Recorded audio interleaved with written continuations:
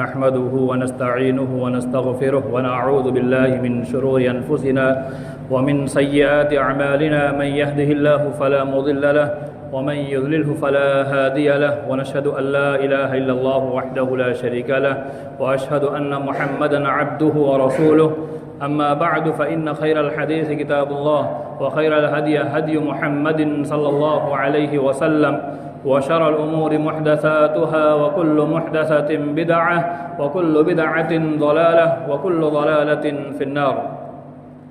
أعوذ بالله من الشيطان الرجيم.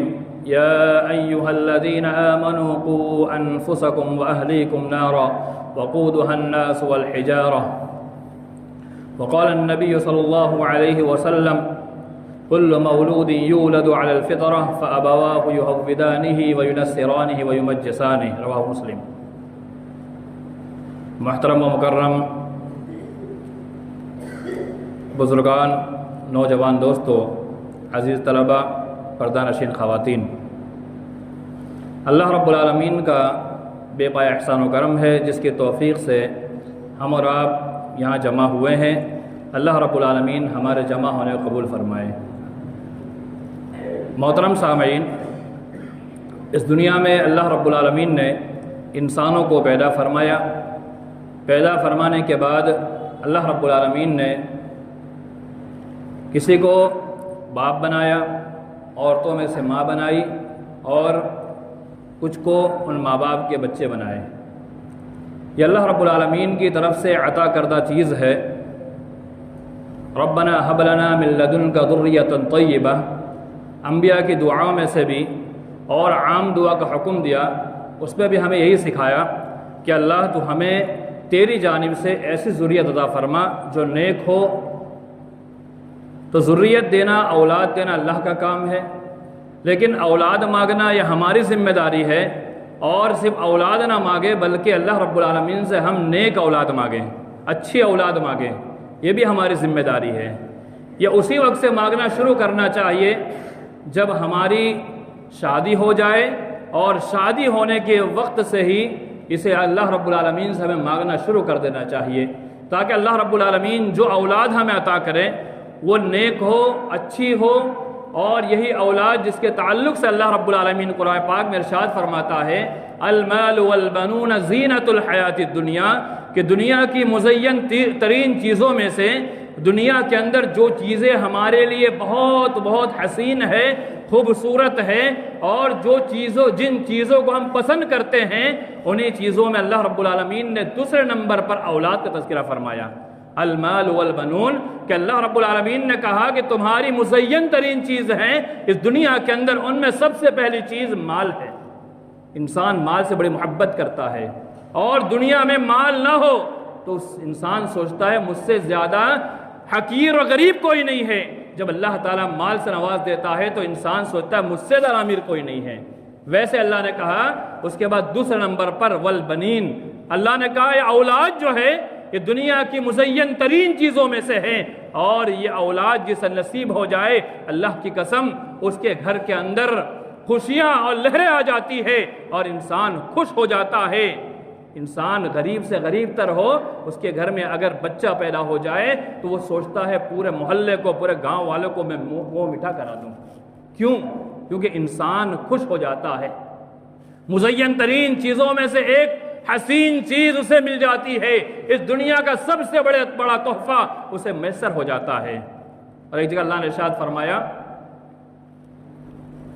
زُيِّنَ لِلنَّاسِ حُبُّ الشَّهَوَاتِ مِنَ النِّسَاءِ وَالْبَنِينَ، کہ اللہ رب العالمین نے جہاں جہاں پر ان چیزوں کا تذکرہ کیا جو دنیا کے اندر انسان کے لیے حسین ترین چیزیں ہیں، مزین چیزیں ہیں، جو انسان کے دل کو خوش کرنے والی ہے، انسان کو فرحت محسوس ہوتی ہے، اور انسان چاہتا ہے مجھے یہ چیز میسر ہو جائے تو میرا بیڑا پار ہو جائے. انہی میں سے اللہ رب العالمین نے ایک چیز کا تذکرہ فرمایا اولاد کا، کہ اولاد دنیا کی مزین ترین چیزوں میں سے ہیں. اور اللہ رب العالمین نے یہ بھی ارشاد فرمایا انما اموالکم و اولادکم فتنہ، کہ یقیناً تمہارا مال اور تمہاری اولاد تمہارے لیے آزمائش ہے.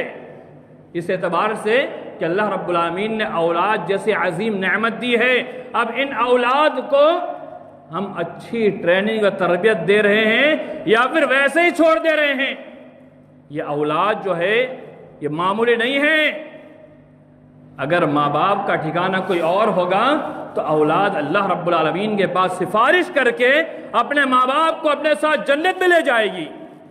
یہ اولاد کوئی معمولی چیز نہیں ہے، یہ اس وقت ہوگا جب ماں باپ ان کو اپنی ذمہ داری ادا کرتے ہوئے انہیں بہترین راہ پر چلائیں گے، انہیں اچھی ٹریننگ دیں گے، انہیں اچھی تربیت دیں گے۔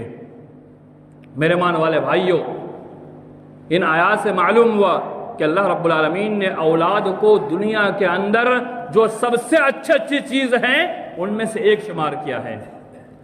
اب اللہ رب العالمین نے ہمیں کچھ ذمہ داریاں دی ہیں، ان میں سے ایک عظیم ذمہ داری ماں باپ پر عائد ہوتی ہے۔ وہ ذمہ داری کیا ہے؟ وہ ہم قرآن مجید اور احادیث نبویہ سے سمجھتے ہیں۔ اللہ رب العالمین نے ارشاد فرمایا، یا ایھا الذین آمنوا قوا انفسکم واہلیکم نارا، اے وہ لوگ جو ایمان لائے ہو، بغور سماعت کیجیے، اللہ رب العالمین نے مخاطب ایمان والوں کیا، اے وہ لوگ جو ایمان لائے ہو، قوا انفسکم، اپنے آپ کو بچا لو اور اپنے اہل و عیال کو بچا لو۔ کس چیز سے؟ نارا، آگ سے۔ آگ سے مراد جہنم سے بچا لو۔ وقودها الناس والحجارہ، جو آگ جلائی جائے گی، روشن کی جائے گی، اس کا ایندھن کیا ہوگا؟ یہ آگ کس چیز سے جلائی جائے گی؟ ایندھن یعنی جس چیز کے ذریعے سے آگ جلائی جاتی ہے۔ اللہ نے کہا وقودها الناس والحجارہ، وہ آگ لوگوں سے یعنی انسانوں سے اور پتھروں سے جلائی جائے گی۔ اس آیت میں اللہ رب العالمین نے بہت عظیم پیغام دیا اور متنبہ کیا، مخاطب کیا کہ ایمان والو، تم اپنے آپ کو ہی بچا لو، یعنی اپنی اصلاح کر لو، اپنے آپ کو سدھار لو، اور اپنے آپ کو سدھارنے کے بعد اپنے آپ پر بس نہیں بلکہ اپنے اہل و عیال کو ہی بچاؤ، یعنی اپنے اہل و عیال کی بھی اچھی تربیت ٹریننگ کر کے ان کی بھی اصلاح کر لو۔ مخاطب مومن ہے، اور مومن کو مخاطب کرنے کے بعد اللہ رب العالمین مومن سے کہہ رہا ہے، اے مومنو، اپنے آپ کو جہنم کی آگ سے بچا لو، اور وہ جہنم کی آگ انسانوں سے اور پتھروں سے۔ پتھر سے مراد وہ اصنام جنہیں انسان پوجتا ہے، اور انسان سے مراد جو ان پتھروں کو پوجا کرتا ہے۔ مومنوں کو مخاطب اور مومن سے کہا جا رہا ہے کہ مومنوں اپنے آپ کو جہنم کی آگ سے بچاؤ۔ اللہ اکبر، یعنی مومن اگر اپنے آپ کی اصلاح نہیں کرتا ہے اور اپنی ٹریننگ نہیں کرتا ہے، اپنی تربیت نہیں کرتا ہے، اپنی اصلاح نہیں کرتا ہے، رب کعبہ قسم ایک وقت ایسا آتا ہے کہ انسان خود گمراہی کے راستے پہ چل پڑتا ہے۔ ابھی آپ دیکھیں کل کی نیوز، کل پرسوں کی نیوز میں ہم اور آپ نے دیکھا ایک لڑکی تہجد گزار، نماز کی پابند، روزوں کی پابند ہے، کیا ہم نے پڑھا نیوز کی سرخیوں میں پڑھا کہ وہ غیر مسلم ہو گئی۔ نماز کی پابند، روزوں کی پابند، ایمان پر ہے، مسلمان ہے، عبادت گزار ہے، لیکن کیا پڑھتے ہیں؟ غیر مسلم ہو گئی۔ یہ کیوں ہوتا ہے؟ کس لیے ہوتا ہے؟ غور کرنے کی جگہ ہے۔ قرآن میں اللہ نے صاف الفاظ میں کہا اپنے آپ کو بچاؤ، اپنے اہل و عیال کو بچاؤ۔ آج تو ہم کسی اور کی نیوز پڑھ رہے ہیں، کہیں ایسا نہ ہو کہ کل چل کر ہمارے گھر کی وہ سرخی بن جائے، ہمارے گھر کی نیوز بن جائے کہ ہمارے گھر کے اندر سے ایسا معاملہ ہو گیا۔ کوئی بعید نہیں ہے، یہ فتنوں کے دور میں، سوشل میڈیا کے دور میں، موبائل کے دور میں، ہر بچوں کے ہاتھ میں موبائل، ہر بچیوں کے ہاتھ میں موبائل، جوان ہو یا چھوٹا ہو، لڑکا ہو یا لڑکی ہو، ہر ایک کے ہاتھ میں موبائل ہے۔ وہ کیا کر رہی ہے، لڑکا کیا کر رہا ہے، کس سے بات کرتا ہے، کس سے چیٹنگ کرتا ہے، آج کوئی چیز بعید نہیں ہے انسان سے، کب کیا ہو جائے۔ اسی لیے اللہ رب العالمین نے ارشاد فرمایا، اے ایمان والو، آپ یہ مت سمجھنا کہ اگر آپ نے اپنے آپ کو بچا لیا، بلکہ اللہ نے کہا اپنے آپ کو بچاؤ اور اپنے ساتھ اپنے گھر والوں کو ہی بچاؤ، ان کی بھی اصلاح کرو، ان کی بھی تربیت کرو، کیونکہ اللہ رب العالمین نے ہمیں ذمہ داری دی ہے۔ ایک حدیث آپ کے سامنے پیش کروں، اللہ کے نبی صلی اللہ علیہ وسلم نے فرمایا، حضرت معقل بن یسار روایت کرتے ہیں، ما من عبد یسترعیہ اللہ رعیۃ یموت یوم یموت وهو غاش لرعیتہ الا حرم اللہ علیہ الجنہ۔ امام مسلم رحمہ اللہ نے اس کو اپنے صحیح کے اندر روایت کیا۔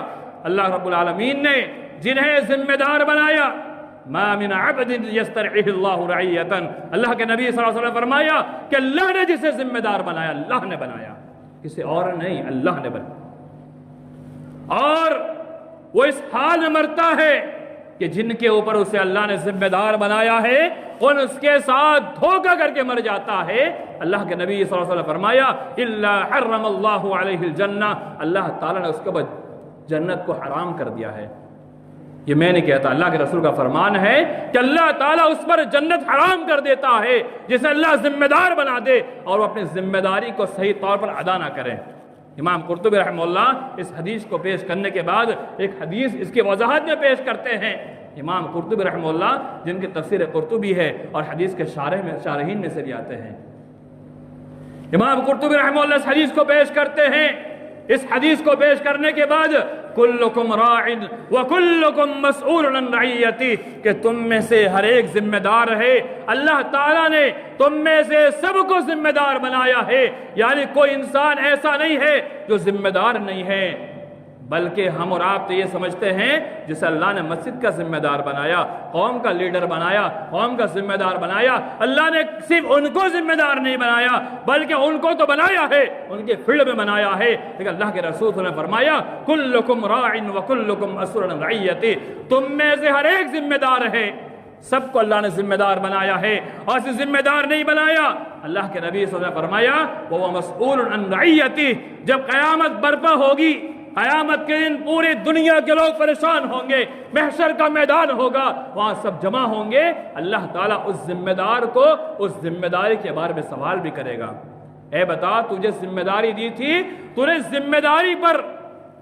کتنا دھیان دیا، کتنی توجہ دی، ذمہ داری ادا کیا چھوڑ دی؟ انہی میں سے دو میں آپ کے سامنے پیش کروں گا۔ والرجل راع فی بیتہ، آدمی اپنے گھر میں ذمہ دار ہے۔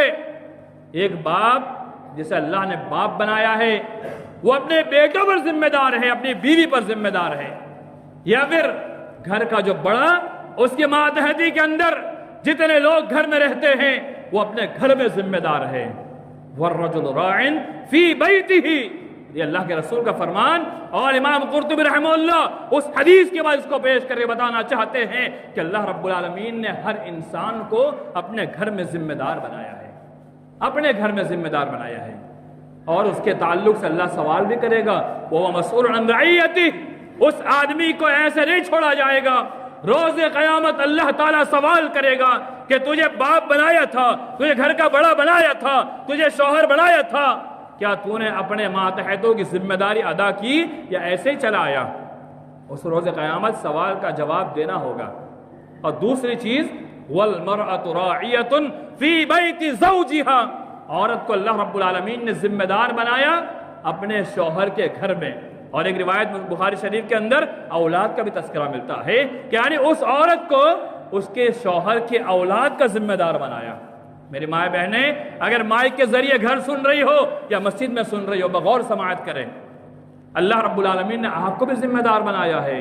وہاں یہ کہہ کر چھوٹ نہیں سکتی کہ میں تو عورت ذات تھی، میں تھوڑی ذمہ دار تھی۔ اللہ کے نبی صلی اللہ علیہ وسلم فرمایا اللہ تعالیٰ نے عورت کو بھی ذمہ دار بنایا ہے، شوہر کے گھر کے اندر، گھر کے باہر نہیں، صرف شوہر کے گھر کے اندر، اور اس شوہر کی اولاد کا ذمہ دار بنایا ہے۔ شوہر صبح سے شام تک گھر سے باہر کماتا ہے، اللہ رب العالمین نے اس کی ڈیوٹی لگائی ہے، وہ گھر سے باہر جائے، رزق تلاش کر کے لائے اور اپنے بچوں کو کھانے پلانے کا انتظام کرتا ہے۔ اس دوران عورت کی ذمہ داری بنتی ہے وہ اپنی ذات کی حفاظت کرے، بڑی ذمہ داری ہے، دھوکہ نہ کرے اپنے شوہر کے ساتھ، اپنے شوہر کے ساتھ دھوکہ نہ کرے بلکہ اپنی ذات کی حفاظت کرے۔ اور شارحین لکھتے ہیں کہ اپنے شوہر کے مال کی حفاظت کرے، اور اس کے علاوہ اس کی بڑی ذمہ داری بنتی ہے کہ اس کے شوہر کی اولاد جو ہے اس کی تربیت کرے، یہ اللہ رب العالمین نے ذمہ داری دی ہوئی ہے۔ وَهُوَ مَسْئُولَةٌ عَنْ رَعِيَّتِهَا، اور ان عورتوں کے بارے میں اللہ رب العالمین اس روز قیامت ان سے سوال کرے گا، اے عورت بتلا تجھے ذمہ دار بنایا تھا، تو نے ذمہ داری کو صحیح طور پر ادا کیا یا ایسے ہی آ گئی؟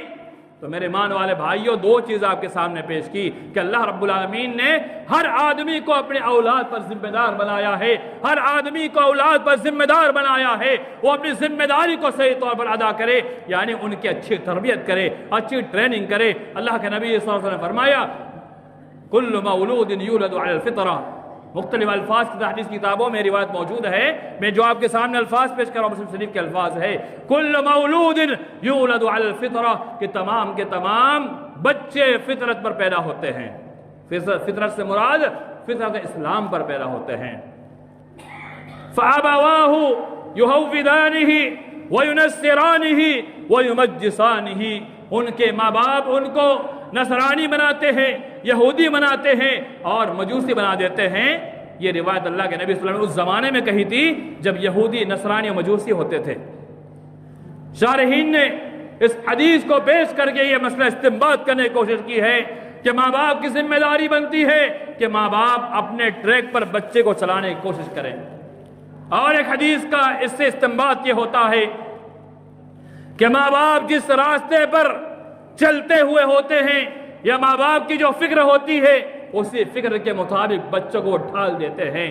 اگر ماں باپ اچھے ہوتے ہیں تو بچوں کو بھی اچھے بنا دیتے ہیں، اگر ماں باپ اچھے راستے پر چلتے ہیں تو ماں باپ اپنے بچوں کو بھی اچھے راستے پر لگا دیتے ہیں۔ یہ دین کی تعلیم انتہائی اہم چیز ہے، دین کی تعلیم انتہائی اہم چیز ہے۔ اللہ کے نبی صلی اللہ علیہ وسلم نے فرمایا ایک حدیث کے اندر اذا مات الانسان انقطع عنه عمله الا من ثلاث، جب انسان مر جاتا ہے تو اس کا نامہ اعمال بند کر دیا جاتا ہے، اب وہ کوئی ثواب وہ اب اس کو ختم ہو جاتا ہے سوائے تین چیزوں کے، اس میں سے ایک او علم ينتفع به، یعنی وہ علم جو اس کو نفع پہنچاتا ہے، فائدہ پہنچاتا ہے۔ تو ماں باپ کی ذمہ داری بنتی ہے کہ ماں باپ اپنے بچوں کو دین اسلام کی تعلیم دے، اور دنیا ماویہ جتنی تعلیم ہے وہ ساری بھی ضروری ہے، اس سے پیچھا نہ اس سے ہاتھ نہ دھویا جائے اور اسے نہ چھوڑا جائے، بلکہ دنیا ماویہ میں جتنی تعلیم ہے وہ ساری کی ساری تعلیم اپنے بچوں کو دلوائے، لیکن سب سے پہلے جو تعلیم ہمیں دلانا ہے وہ اپنے بچوں کو دین سکھلائے، دین اسلام سکھلائے۔ دین اسلام کیا ہے وہ ہمیں بتانا چاہیے، دین اسلام کے بنیادی ارکان کیا ہے، دین اسلام کے بنیادی مسائل کیا ہے، دین اسلام کیا ہے، اللہ کون ہے، اس کے نبی صلی اللہ علیہ وسلم کے بارے میں بتایا جائے، دین اسلام کی جو تعلیمات ہے، نماز ہے، روزہ ہے اور دین کے جتنے احکام ہے وہ سارے اسے سکھلائے جائے۔ ہم یہ نہیں کہتے کہ اسے آپ پوری کی پوری جو سلیبس ہے عالم کورس کا اس کو پڑھائے، بلکہ ہم اتنا ضرور کہتے ہیں کہ آپ انہیں اتنی تعلیم ضرور دیں کہ وہ اپنے آپ کو اس فتنے کے دور میں اور یہ سوشل میڈیا کا فتنہ، موبائل کا فتنہ اور دیگر فتنوں کے دور میں ہم اپنے بچوں کو بچا سکیں۔ آج موبائل کے ذریعے سے غلط بیانات، غلط کلپس، غلط ویڈیوز ایسی نشر کی جاتی ہے کہ آج ہمارے معاشرے کے بچے یا تو مرتد ہو رہے ہیں یا پھر وہ کمیونسٹ ہو رہے ہیں یا پھر وہ ایکس اسلام بن رہے ہیں۔ ایکس اسلام یعنی مرتد۔ اچھے گھرانے کے لڑکے جن کے ماں باپ کبھی کسی زمانے میں یا ابھی دین اسلام پر ہے، مومن ہے، ان کا بچہ چھپے طور پر ایکس مسلمان بن چکا ہے۔ آپ دیکھیے سوشل میڈیا کے اوپر کتنے لڑکے ایسے ہیں جو آج کے ظاہر کرتے ہیں کہ ہم نے اسلام کو چھوڑ دیا ہے، اسلام میں کوئی اچھائی نظر نہیں آتی ہے۔ اس کی وجہ یہ ہے کہ ماں باپ نے ان کو بچپن سے وہ تعلیم نہیں دی ہوتی ہے جو تعلیم انہیں دینا ہوتا ہے، انہیں سکھلانا ہوتا ہے، لیکن اس کے پہلے ماں باپ کو بھی سیکھنا پڑے گا، ماں باپ کو بھی تعلیم لینی پڑے گی، کیونکہ ماں باپ بچوں کو وہی دیں گے جو اس کے پاس ہوگا۔ اگر باپ کے پاس پیسہ نہیں ہے تو بچوں کو کھلا بھی نہیں پائے گا، باپ کے پاس پیسہ نہیں ہے وہ اس بچے پر خرچ نہیں کر پائے گا، تو ویسے ہی تعلیم اگر نہیں ہے تو بچوں کو کیسے سکھا پائے گا؟ تو ماں باپ کے تعلیم کے ذرائع بہت وسیع ہے۔ ایک سب سے بڑا ذریعہ مسجد درس ہوتا ہے، 5 منٹ کا درس ہوتا ہے، اسے بغور سن لیا جائے، اللہ کی قسم وہی ہمارے علم کا ذخیرہ بن جائے گا۔ امام مالک رحمہ اللہ کے زمانے میں مسجد نبوی میں درس چلا کرتا تھا۔ امام مالک رحمہ اللہ کے زمانے میں باقاعدہ اچھے انداز میں درس چلتا تھا، اور جو لوگ اس درس سے فائدہ اٹھاتے تھے وہ مدینہ کے بڑے بڑے علماء کرام بنتے تھے۔ اس کے دور میں، اس کے بعد کے دور میں بھی، اور آج بھی مسجد نبوی کے اندر وہ سلسلہ آج بھی چالو ہے۔ تو یہ دروس جو مسجد کے ہوتے ہیں، اللہ کی قسم یہ معمولی نہیں ہے۔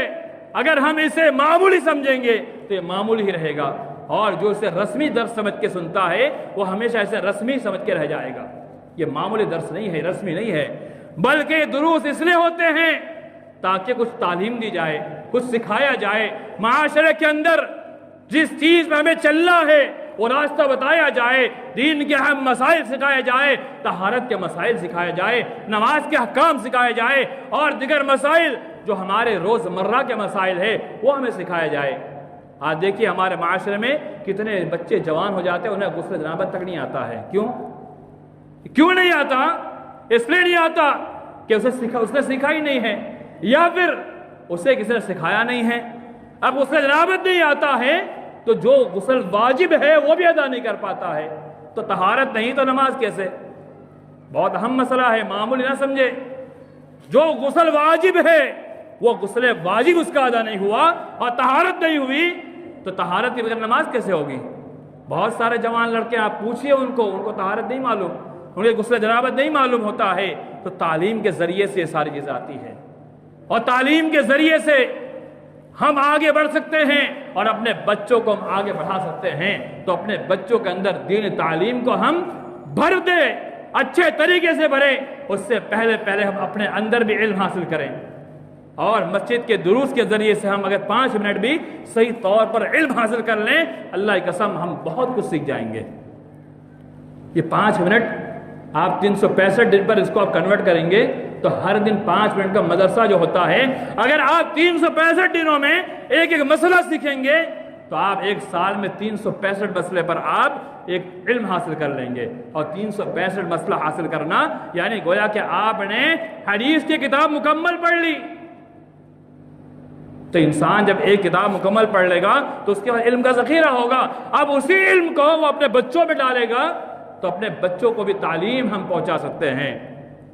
تو یہ دین تعلیم سے اپنے بچوں کو جوڑا جائے تاکہ یہ دور کے اندر ہمارے بچے غیروں کے طریقے میں نہ چلے جائے، ان کے رسم و رواج میں نہ چلے جائے، ان کے طریقوں نہ اپنا لے، اور اپنے بچوں کو سب سے اہم تعلیم جو دینی ہے وہ تعلیم یہ دینی ہے جو قرآن مجید میں اللہ رب العالمین نے حضرت لقمان کا واقعہ نقل کیا ہے۔ ان میں سے ایک دو آپ کے سامنے پیش کروں گا، اور آپ کو میں وہ ریکمینڈ کروں گا کہ آپ سورہ لقمان کے اندر جا کر کے سورہ لقمان کے دوسرے رکوع کے اندر آپ مکمل اس واقعے کو سن سکتے ہیں، اس مکمل واقعے کو آپ سمجھ سکتے ہیں کہ ایک باپ کے اپنے بیٹے سے کیا گفتگو ہوئی ہے۔ اللہ نے کہا وَإِذْ قَالَ لُقْمَانُ لِابْنِهِ وَهُوَ يَعِظُهُ يَا بُنَيَّ لَا تُشْرِكْ بِاللَّهِ۔ لقمان کون تھے وہ بھی ہم تھوڑا سمجھ لیں۔ وَلَقَدْ آتَيْنَا لُقْمَانَ الْحِكْمَةَ، اللہ نے کہا ہم لقمان حکیم کو ہم نے حکمت دانائی عطا کی تھی۔ یہ لقمان جسے اللہ نے حکمت دی تھی، وہ لقمان جب اپنے بیٹے کو کچھ سکھاتے بتاتے ہیں تو اس کو اللہ تعالیٰ قرآن میں نازل کرتا ہے۔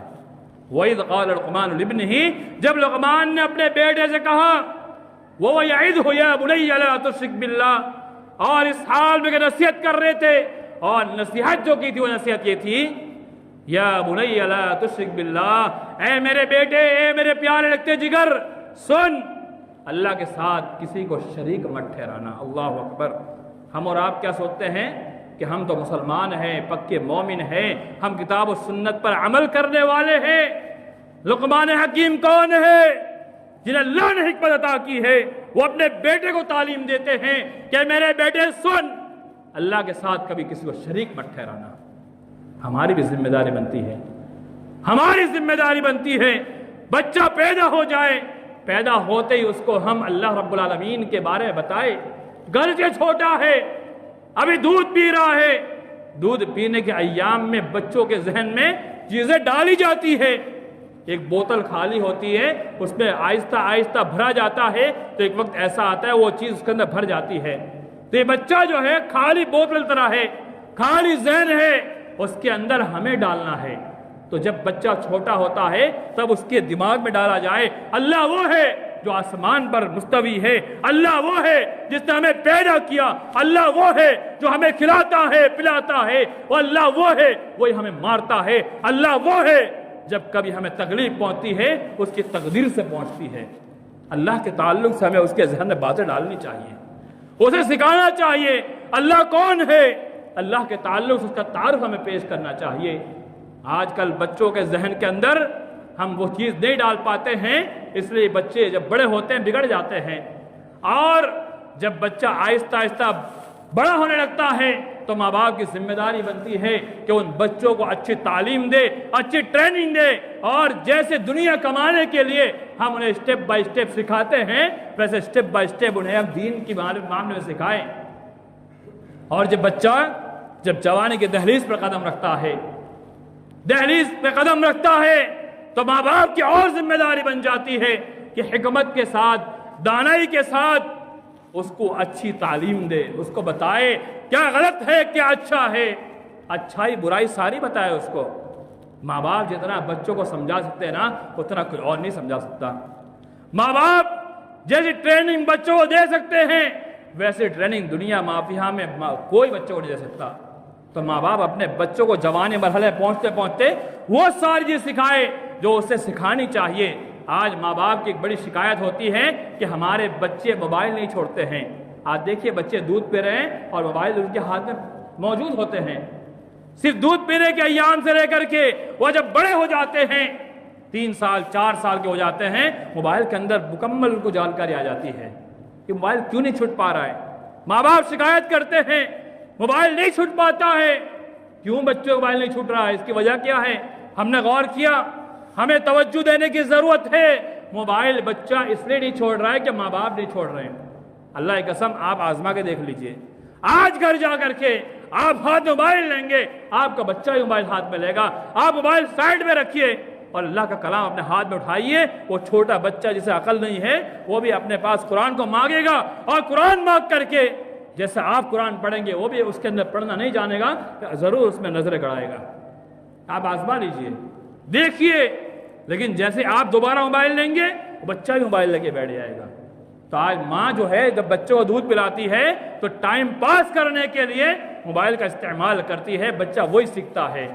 تو ماں کو چاہیے دودھ پلانے کے ایام میں وہ اللہ کا ذکر و اذکار کرے، اللہ کو یاد کرے، اللہ کو یاد کرتے ہوئے بلند آواز سے نہیں تو آہستہ آواز میں ضرور اللہ کا ذکر کرے، اللہ کو یاد کرے، اور جو آیتیں اسے زبانی یاد ہے ان آیتوں کو زبانی پڑھنے کی کوشش کرے، کیونکہ بڑی دقت ہوتی ہے۔ دونوں ہاتھ میں بچے کو لیا ہوتا ہے، قرآن ہاتھ میں پکڑنا یہ ممکن ہے یا نہیں ہے وہ اس کی عادت کے اوپر ہے، لیکن جس انداز میں موبائل پکڑ سکتی ہے اس انداز میں قرآن بھی پکڑ سکتی ہے۔ اگر وہ ایام اس کے جو ناپاکی ختم ہو جائے اس کے بعد وہ قرآن کو ہاتھ میں لے اور اس کی تلاوت کرے تاکہ بچوں پر اس کا اثر پڑے۔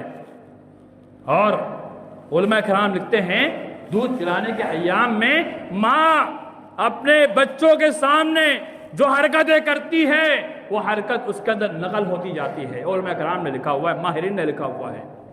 تو ماں باپ کو چاہیے کہ اپنے بچوں کے سامنے موبائل کے استعمال کو ترک کر دے، چھوڑ دے، بلا وجہ بلا ضرورت موبائل کو گھر کے اندر اٹھانا ہی بند کر دے۔ اور آج دیکھیے، میں اپنی بات ختم کرتا ہوں، وقت ختم ہو رہا ہے۔ آج دیکھیے اس سوشل میڈیا کے دور میں آج نوجوان لڑکے اپنے آپ کو مار دے رہے ہیں۔ اس کی وجہ کیا ہے؟ موبائل پر پیسے ڈال کر کے غلط گیم کو لے کر کے وہ ہار جاتے ہیں، کروڑوں کے قرض میں مبتلا ہو جاتے ہیں، اور ایک وقت ایسا آتا ہے قرض ادا کرنے کے پیسے نہیں ہوتے ہیں، وہ اپنے آپ کو ہلاک کر لیتے ہیں۔ تو ماں باپ کو چاہیے کہ اپنے بچوں کو بچپن سے موبائل سے دور کر دے تاکہ وہ ایسی غلط چیزوں میں پڑے ہی نہ، ایسی غلط چیزوں میں جائے نہ۔ اور آج کل سوشل میڈیا پر جو ایپ نظر آتے ہیں کہ آپ لون پاس کروا لو، آج نوجوان لڑکے آج اس کے اندر آ کر کے کہ بھائی ہمیں کچھ پیسہ مل جائے وہ لون پاس کروا لیتے ہیں، اور اس کے بعد بھرتے ایک وقت ایسا آتا ہے وہ مر جاتا ہے کیونکہ وہ ادا نہیں کر پاتا۔ تو ایک وقت ایسا آتا ہے کہ وہ اپنی جان کو بھی وہ جوخم میں ڈال کر وہ کہیں سے کود کے مر جاتا ہے یا پھر کچھ بھی کر لیتا ہے۔ تو ماں باپ سے اتنی گزارش ہے کہ اپنے بچوں کی بہترین تربیت کرے، انہیں بہترین تعلیم دے، انہیں کچھ دنیا کے اندر سکھائے، अच्छी चीज़ें सिखाएं। बुरी चीज़ें सिखाने की दुनिया पड़ी हुई है, लेकिन हम अपने बच्चों को अच्छी चीज़ें सिखाएं, अच्छी चीज़ें बताएं, अच्छा क्या है बुरा क्या है उसकी तमीज़ करने काबिल बना दे। अल्लाह की कसम हमारे बच्चे बेहतरीन बच्चे होंगे, अच्छा नमूना दिखेगा। और जो हम कहते हैं ना पहले के बच्चे बहुत अच्छे हुआ करते थे, आज भी वो हो सकता है, लेकिन कुछ चीज़ें हमें अपनाना होगा। हज़रत लुक़मान ने जो तरीक़ा अपने बेटे और नसीहत में अपनाया था, सूरह लुक़मान के अंदर आप जाइए, वइज़ क़ाल लुक़मान लिब्निही, इस आयत से लेकर के आप आखिरी रुकू के आखिरी आयत तक आप पढ़ते चले जाइए, उसको बगौर पढ़िए और उसी के मुताबिक आप बच्चों की बेहतरीन तरबियत कर ले जाएंगे और आपके बच्चे इंशाअल्लाह आपके फर्माबरदार होंगे और आपके कहने के मुताबिक चलेंगे। हमारी जो शिकायत होती है बच्चे हमारी बात नहीं सुनते हैं, वो आपकी बात भी सुनने लग जाएंगे। आप जैसे बच्चों को चलाना चाहेंगे बच्चा वैसे चलना शुरू कर देगा। लेकिन ज़रूरत इस बात की है सबसे पहले हमें अपनी ज़ाती इस्लाह करनी होगी, हमें अपने आप को सुधारना होगा, हमारी बैठक वहाँ से बंद करनी होगी जहाँ बैठ करके हम रात रात गुजार दिया करते हैं। जब हम रात रात बैठ करके बाहर जिंदगी गुजारेंगे तो घर के अंदर बच्चों की जिम्मेदारी कौन अदा करेगा? आज माँ बाप का मामला देखिए, बाप सुबह में कमाने जाता है, शाम को आता है 12-1-2 बजे तक घर से बाहर इधर ही बैठे रहेगा, तो घर में रात में आकर बच्चों की इस्लाह कौन करेगा? और वही चीज़ अगर हम करते रह जाएंगे तो हमारे बाद हमारे बच्चे भी उसे सीखेंगे और वो भी ऐसे ही करेंगे। तो ज़रूरत इस बात की है कि सबसे पहले तो हम अपने आप पर कंट्रोल करें। और वो शौहर जो रात में कमा कर आने के बाद 1-2 बजे तक घर के बाहर बैठे रहते हैं और जो बीवी का हुकूक है उन हुकूक को अदा नहीं करते, अल्लाह की कसम वो बीवी कभी माफ़ नहीं करेगी। और रोज़े क़यामत आप अगर जन्नत के रास्ते भी जा रहे होंगे ना, बीवी पकड़ के खींच लेगी, कहेगी यही वो है जिसने मेरा हक अदा नहीं किया था। और वो बच्चे पकड़ेंगे, यही मेरा बाप था, रात भर बाहर बैठ करके गप सड़ाके लगाता था और घर के अंदर हमारी इस्लाह नहीं करता था। वो दिन आ जाए उससे पहले हम अपने आप को सुधार ले, अपने बच्चों की बेहतरीन तरबियत कर ले, उन्हें अच्छी ट्रेनिंग दे दे और हमारे बच्चे की न्यूज़ बने। उससे पहले अपने बच्चों की इस्लाह कर ले, उन्हें दीन रास्ते पर सही चलाने की हमारी जिम्मेदारी है। और जब बच्चे की उम्र हो जाए उनकी शादी की फिक्र कर ले।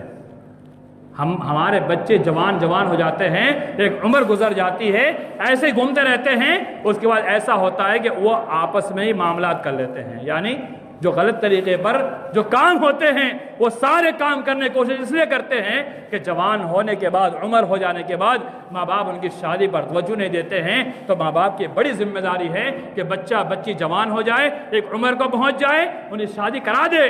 कमाना खिलाना वो उनकी जिम्मेदारी है। आप उनको शादी कराइए और आप मैदान में उतार दीजिए, वो इंशाअल्लाह खुद भी कमाएगा और कमाकर अपना घर वो चला सकता है। लेकिन ज़रूरत इस बात की है उन्हें आज़ाद ना घूमने दिया जाए, उन्हें आवारा ना घूमने दिया जाए, बल्कि उन पर हमारी निगाह ऐसी होनी चाहिए जैसे CCTV कैमरा नज़र रखता है। आजकल CCTV कैमरा निकला ना, वो घूमने वाला, इंसान इधर जाता है वो इधर घूमता है, इधर जाता है वो इधर घूमता है। वैसे हमारी नज़र होनी चाहिए कि हमारा बच्चा कहाँ जा रहा है, किन के साथ बैठ रहा है, किन के साथ उठ रहा है, उसके ताल्लुकात किन के साथ है, उसकी दोस्ती किन के साथ है, वो क्या करता है, वो कहाँ जाता है, वो क्या खाता है, वो क्या पीता है। ये भी सारी वालिदैन की जिम्मेदारी बनती है। ऐसा नहीं है हमने पैदा कर दिया अब वो जिंदगी गुजार रहा है, वो जैसे चाहे वैसे बड़ा हो जाए। नहीं, रोज़े क़यामत अल्लाह ताला सवाल करेगा कि तुमने अपने बच्चों की निगरानी कितनी की, कितनी जिम्मेदारी अदा की। अल्लाह ताला तमाम माँ बाप को अपनी जिम्मेदारी को समझ तौफ़ीक़ अता फरमाए, उसी के मुताबिक अपने औलाद की तरबियत तौफ़ीक़ अता फरमाए, दीन रास्त पर उन्हें चलाने की तौफ़ीक़ अता फरमाए। अल्लाह ताला हम तमाम मुसलमानों को जिनका घर औलाद से खाली है, या अल्लाह उनकी गोद को औलाद से भर दे। या अल्लाह जिनके औलाद है उन्हें नेक और सालिह औलाद बना दे, माँ बाप के फरमाबरदार औलाद बना दे। आमीन।